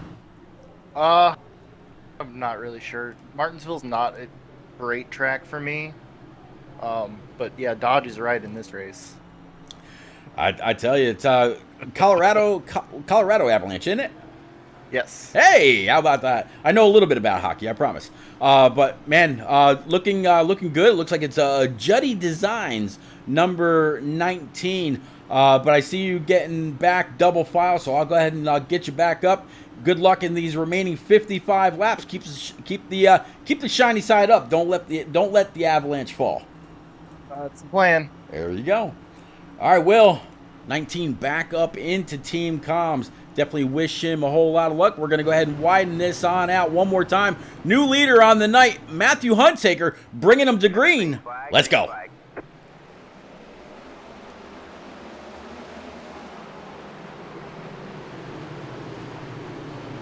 just noticed that he was a Dodge. Whenever you said something. Ooh. 24 hard in the inside wall. Actually loses the bumper completely. That's going to be the 24 just laying back there on the track. And he lost it by himself, unfortunately. That's going to be Jason Adams. And I think he also collected Brian, the dominant car of the evening. Ooh, look at I mean, man, this is the best way that a Jeff Gordon in the wall. This is the best way that a Jeff Gordon car could look, right? Oh my goodness! All right, let's go back with Jason Adams. Hell of a shot. We'll actually watch it right from this camera. Yes, he's turned his car into a modified, Pete. Yes, he has. All right, let's go ahead and play it again. So you see the back end stepping out a little bit. Tried to hold on to it. Too much throttle. You see the front clip just go flying and again into the inside wall. Let's go ahead and play it again from this camera.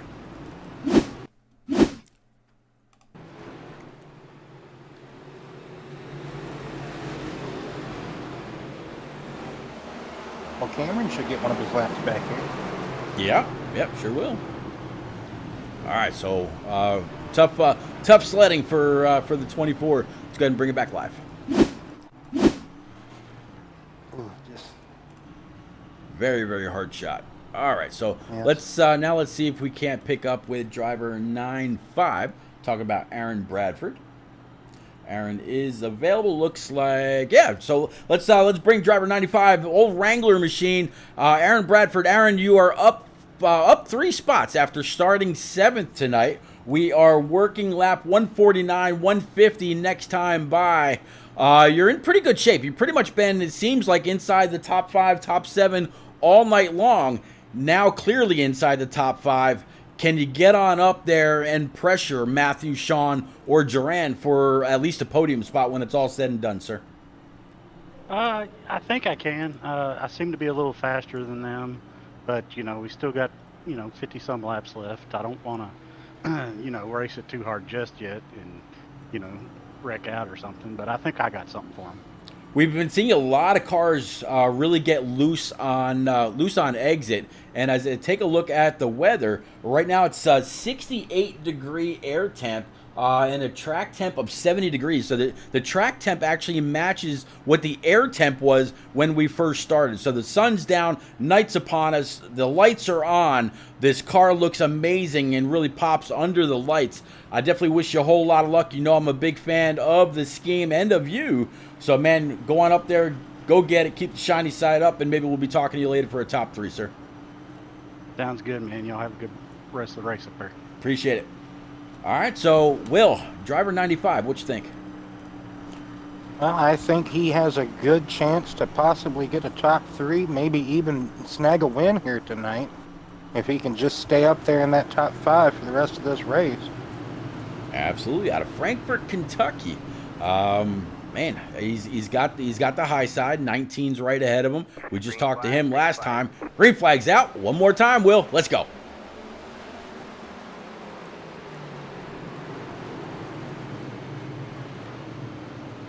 Whew.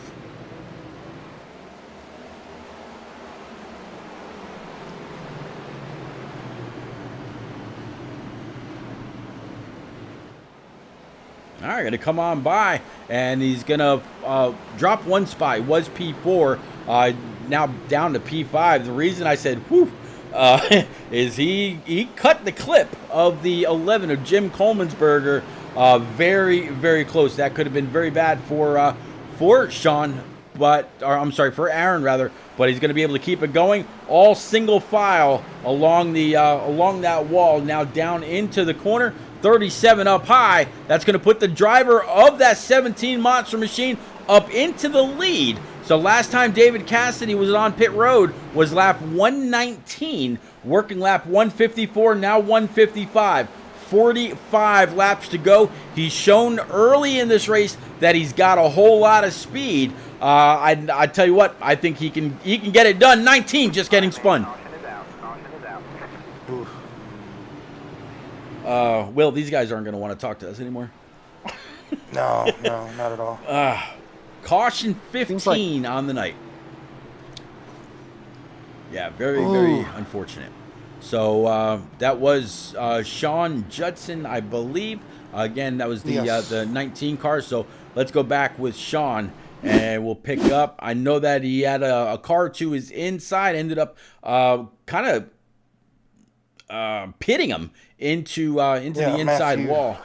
Let's go ahead and play it out. Matthew missed his line there through 1 and 2, and then when they got back on the straightaway, Matthew just kind of clipped him in actually his a little right bit of rear. yeah. I think it would have happened anyway, but it looks like it started with a little bit of netcode. Let's go ahead and rewind that just a little bit, and we'll stop that. And we're gonna go to the right front of the 19. Actually, the right rear of the neck. Right rear rather. Thank you. Let's see. I said right rear, not cockpit. There we go. And let's go ahead and play it out.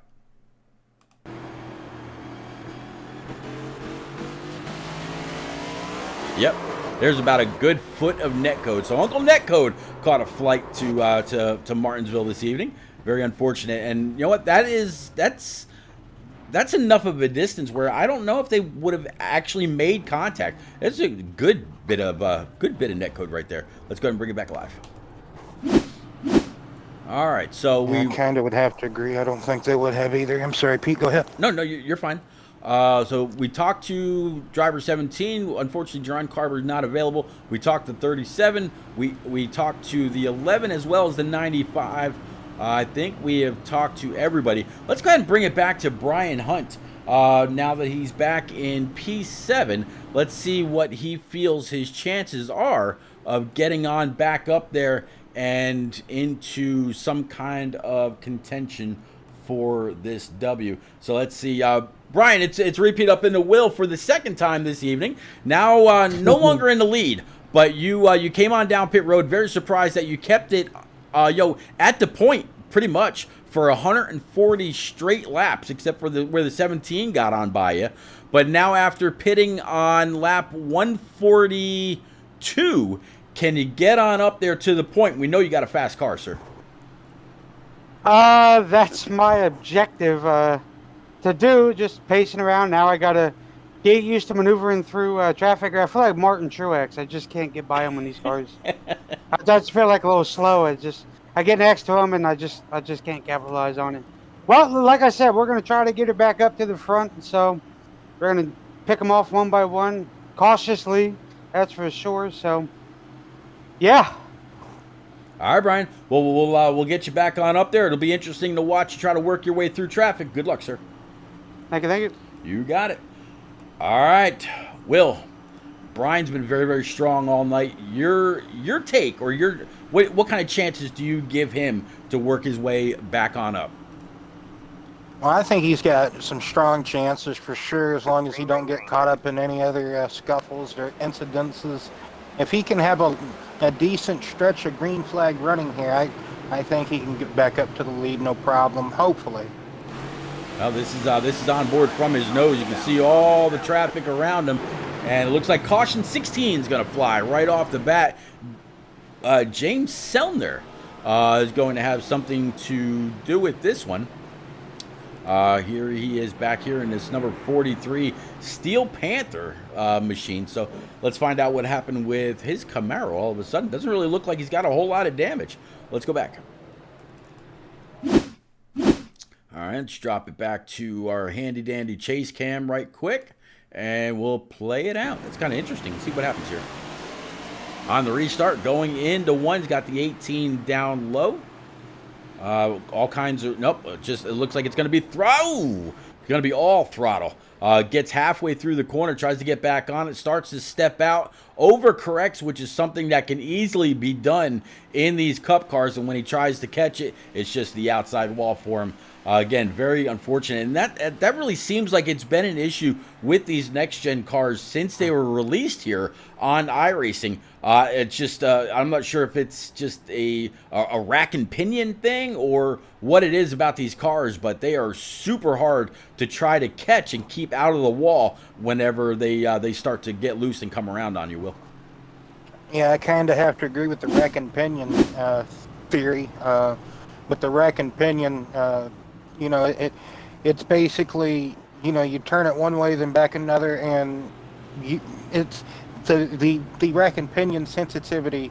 That rack and pinion box is so sensitive that it can turn into a twitchy race car ultra fast, and even the real life drivers in person are still struggling with that at times.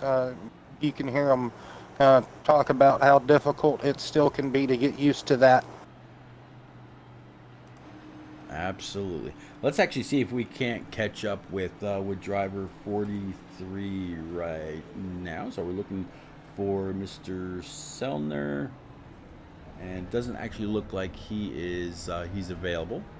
What about we talked to Cameron Smith earlier? We also talked to Skyler. I think we've actually gone through and spoke with everybody this evening, unfortunately. So we'll kind of keep it here. 44 laps to go next time. Lights atop the pace car are still on. Will, I don't think I asked you earlier who you had for this evening. I know I asked you who you're kind of keep an eye on, but do you think the 17 is going to be able to hold off, or you think it's going to come from someone else in the field, sir? I think if David Cassidy can keep it straight coming off the corners, we've seen him very twitchy, very sideways, very like spinaroonie off the corners here tonight, and multiple incidences. But if he can just keep it straight off the corners, David has a strong chance to win.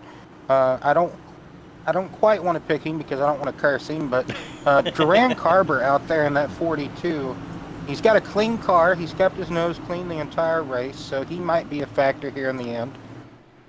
All right, green flag's coming out yet again. Lap 167 of 200, getting closer and closer to the end. 42 looked like he got a pretty good launch. The 11, 37, and 42 for just a split second. It seemed like they were 3 wide. 11 again going to try to get on back up to the back bumper of that 42.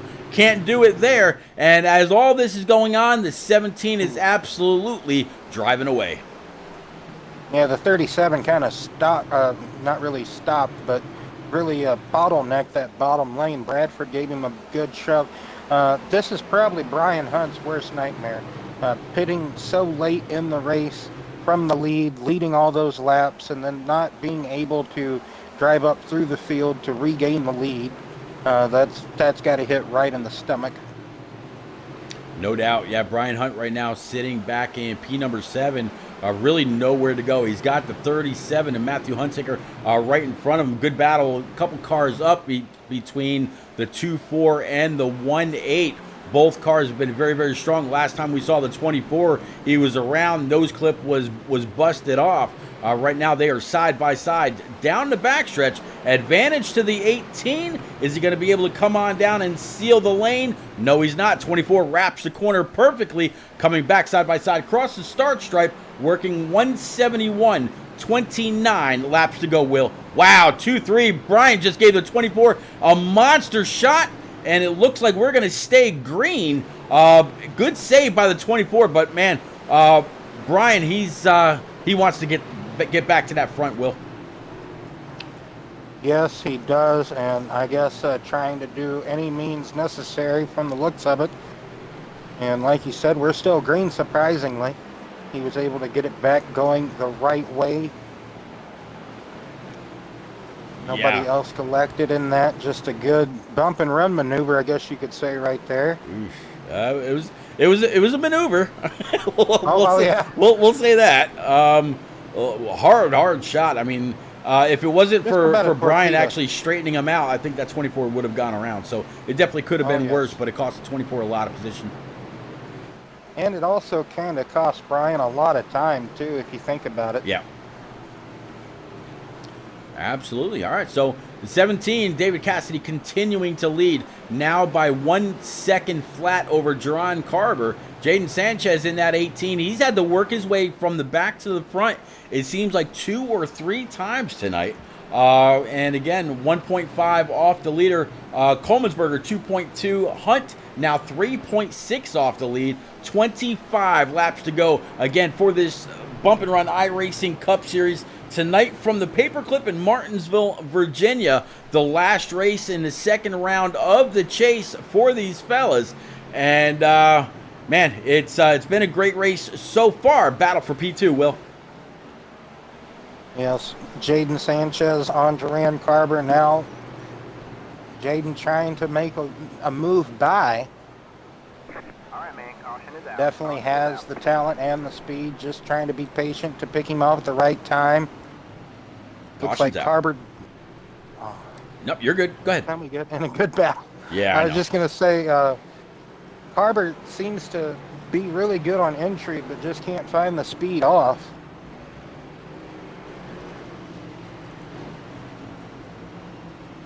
All right, so let's find out what happened with Jason Adams and James Sellner, and it looks like Jim Coleman'sberger might have gotten involved in this as well. So let's go back with the 2-4.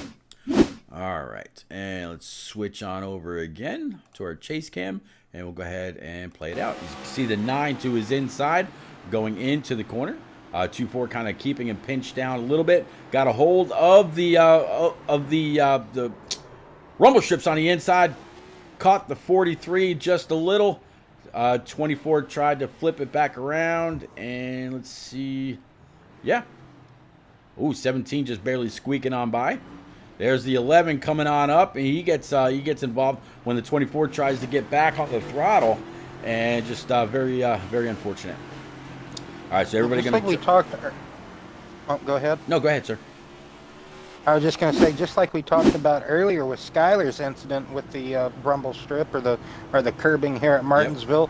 Once you hit that curbing, it's hard to get it back going straight again, or get it back corrected, or really upsets the car because the valence and everything just does not like the curbings here. You gotta discipline yourself not to turn the car low enough to hit the curbing to where you're going to be ricocheting or bouncing up and down all over them. You're right. All right, so let's go ahead and pull Jaden Sanchez one more time. He's got the newest tires, second to Brian Huntley inside the top 5, and we know he's got a fast car. He's had to work his way on through.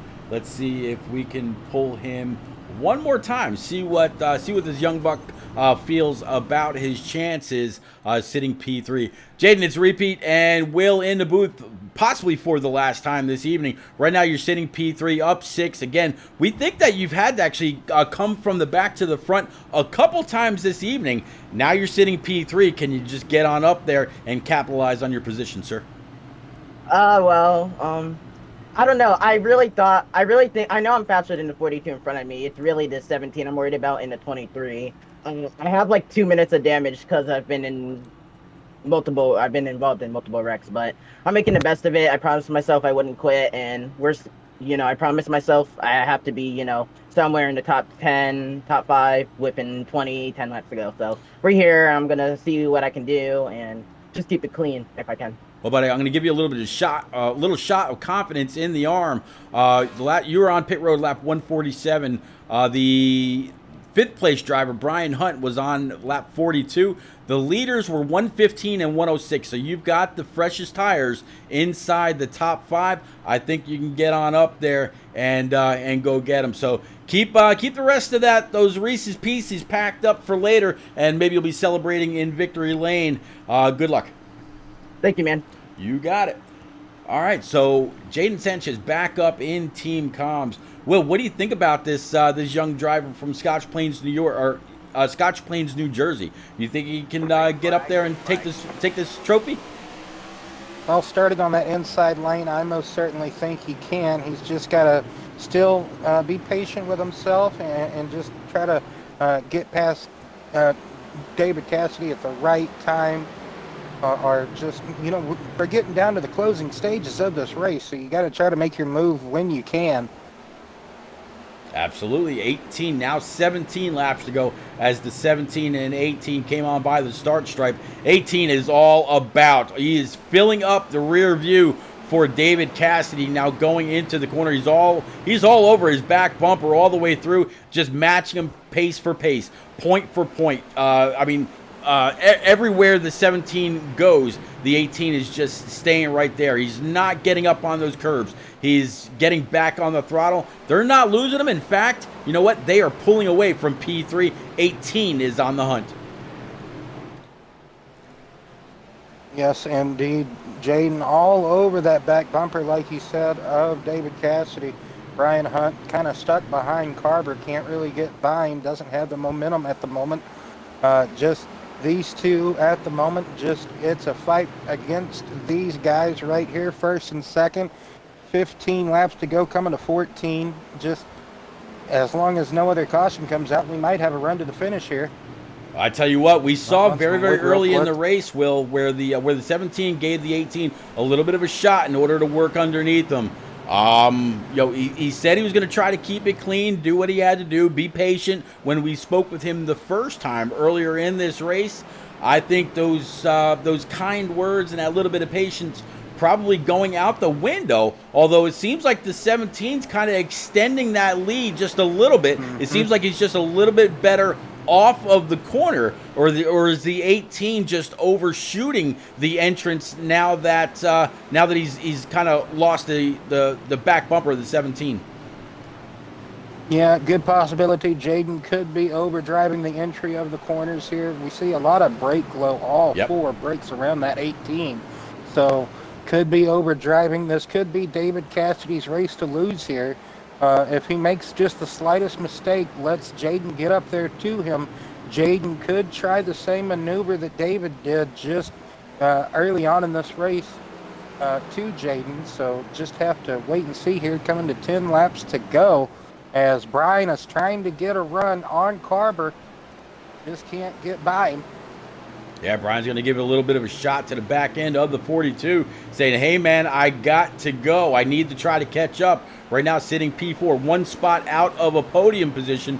42 right now, P3. Like you said, brakes just glowing. 23 able to turn underneath. 42 tags that wall just a little bit. That's going to give the momentum to Brian Hunt. Now taking over P number 3. And just like that, there goes the 11. He's going to be able to get on by the 42 as well. Now on the inside, the 19 of Sean Judson, P6. He's going to try to take that spot as well. Meanwhile, back at the front, nothing lost, nothing gained so far. 17 still holding on. 18 getting a little bit better, really wrapping those curbs, not hitting them. Brian Hunt is a good 2.8 seconds back with 8 laps to go. I think it's going to be a battle between these two. 18 a little loose off the corner right there, coming to the line. 7 laps to go, Will. Caution's out. That's a couple of more. Yepper. John Carver, Sean Judson a little bit further in the back, as it looks like both of them are side by side right underneath Barney the flagman. And let's find out exactly what happened. We saw the 42 with a little bit of pressure. Let's see what happened with him. He was falling back a little bit once Brian and the 11 and a couple others were able to get underneath him. Let's go back with him. So here's the 42. He's got the 19 underneath. That's how it's going to start. How does it finish? This might turn into a green-white checkered, Pete.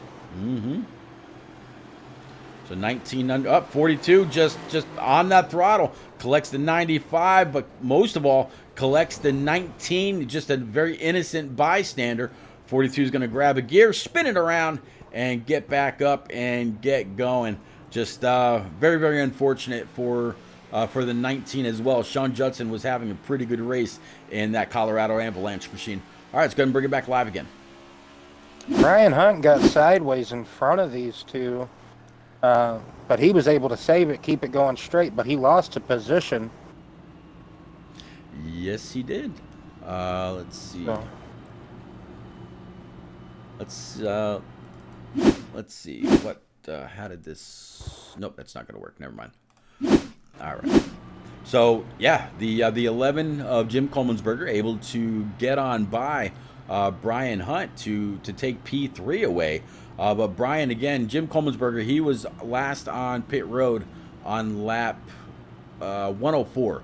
Hunt was on pit road lap 142, but still, Jaden Sanchez, he was last on pit road lap 147, where the 17 of David Cassidy was on pit road lap 115. This will be, as you said, a green-white checker since the lights atop the pace car are still on. 3 to go this time, and obviously we're not going to be taking the green. Will, I have a feeling we are about to see a couple of green-white checker attempts. Yeah, we might see some drivers try to get all that they can get, and just that means possibly have a plow in front of their car somehow or another, and just try to get a extra spot or two here in the closing stages. But yeah, we might see another caution or two, like you said. Might see a parking lot. Who knows? Might see something going on in the parking lot once it's all said and done. But yeah, this has definitely been one hell of a race. They're coming back double file again. Jaden Sanchez and David Cassidy will be on the front row. Brian Hunt and Jim Coleman'sberger will be row number 2. Aaron Bradford and Matthew Huntaker will be row 3. Duran Carver and James Bryan, row 4. Robert Amaral and Sean Judson will be our top 10. Going to go ahead and widen it out and get it right back up to our leaders. Again, lights atop the pace car are out. I don't think this is going to be the last time. Everybody getting all racked and stacked back up on the backstretch. Will, we're going to be going back green. Pace cars pulling off. Let's get ready to roll, sir.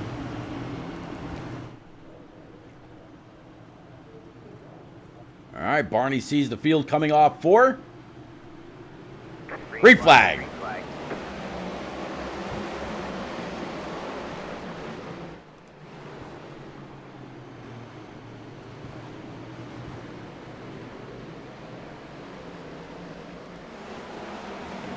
There's a little bit of a shot by the 18. Was it too much? 18 wrapping the corner. 17, 18 making all kinds of contact. White flag is out going into turns 1 and 2. 17's not going to forget that, and he's hard on the throttle, sending them both up into the wall. But we're going to stay green flag. Brian Hunt, he's going to go ahead and take over the 11, filling up the rear view. Will down the backstretch. It doesn't look like it's going to be anything. Huntley's going to be able to come across the start stripe to take back-to-back races after winning Dega last week. All kinds of fireworks between the 17 and 18 further in the back. Wow. Pete, I am just absolutely speechless. No words for me at the moment.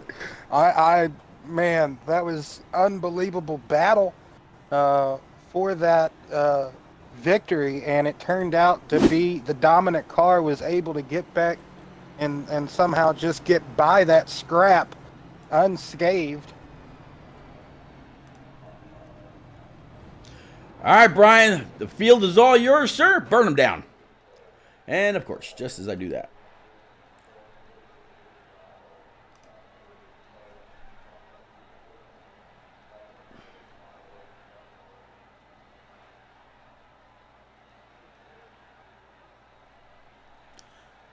Oh, boy.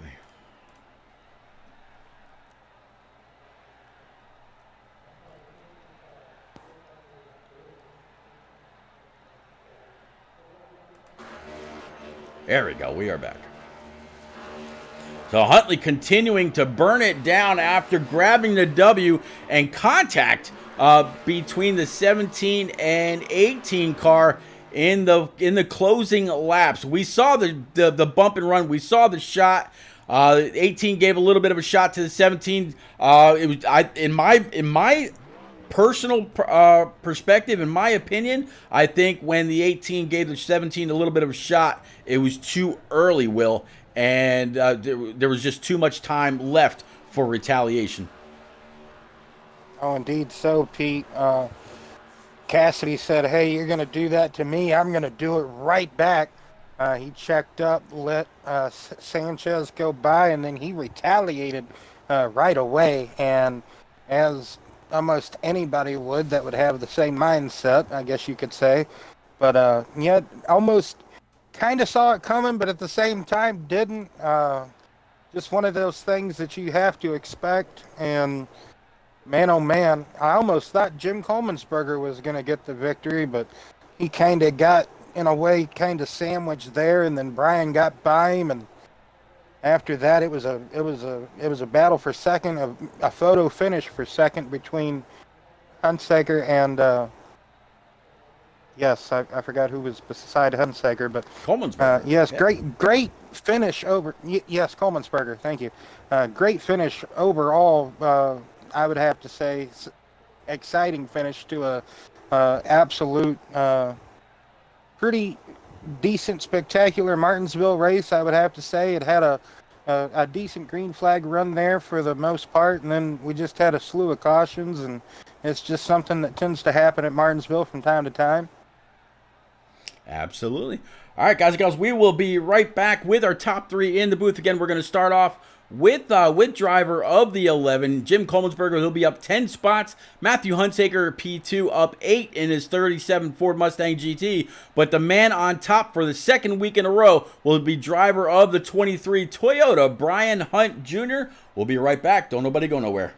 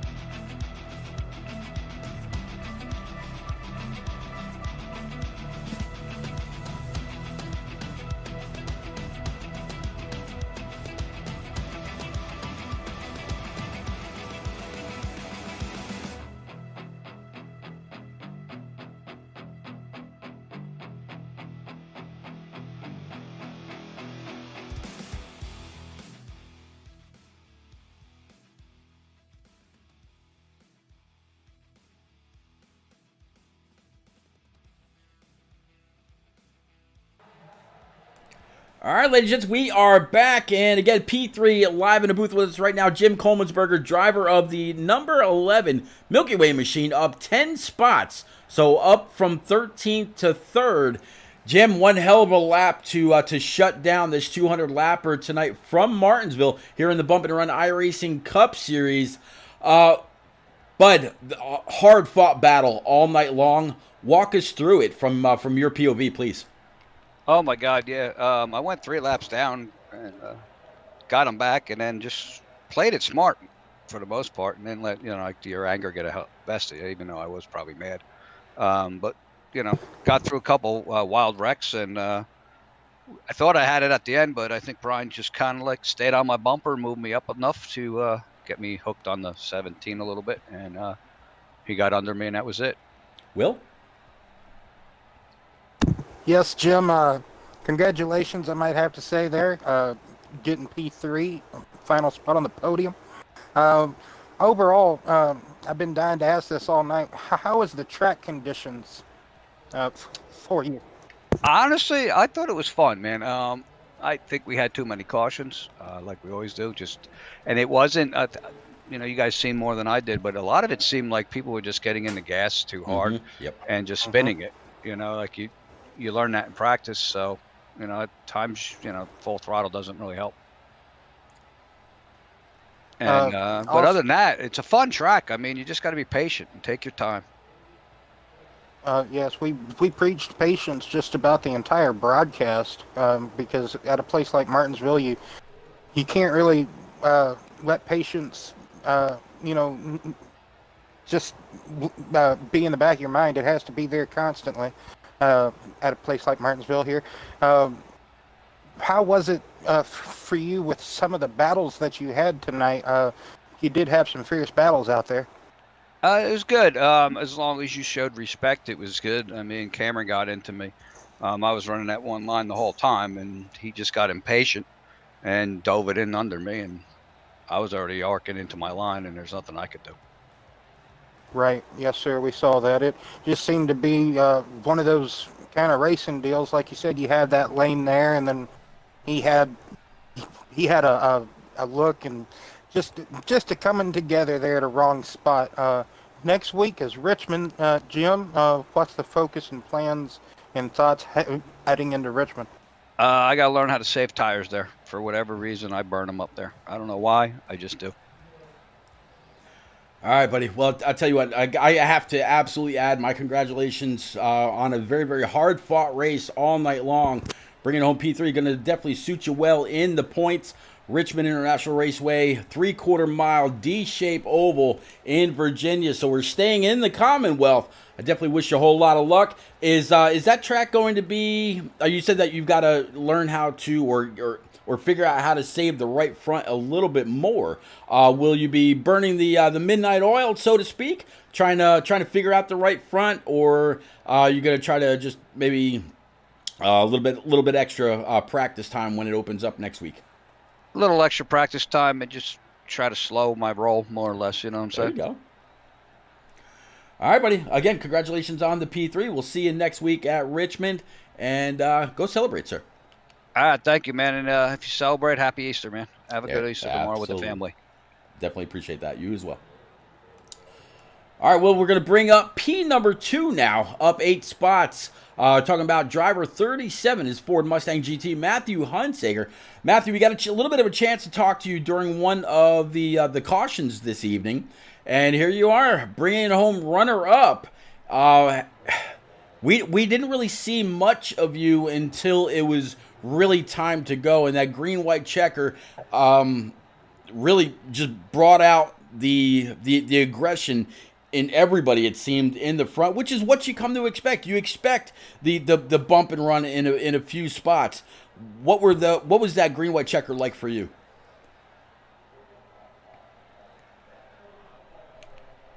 Brian just sent me a message and said that Matt's not there. Okay. All right. So that's right. I forgot about that. All right. So we'll go ahead and move on up. We'll bring Brian Hunt up into the mix. Brian, buddy, old pal. Yep. I tell you what, you started on pole. You finish at P1. Big scuffle between the 17 and 18 with the green-white checker. Saw a little bit of a bump. 17 came back, and because he had enough time to do so, and gave a shot right back to Mr. Sanchez. And here you are, right place, right time. Or what would you attribute this checkered flag to, sir? Well, to be honest with you, I didn't think personally, and I ain't gonna lie to any of you. I didn't think I was gonna get back up there. That's for sure. No, I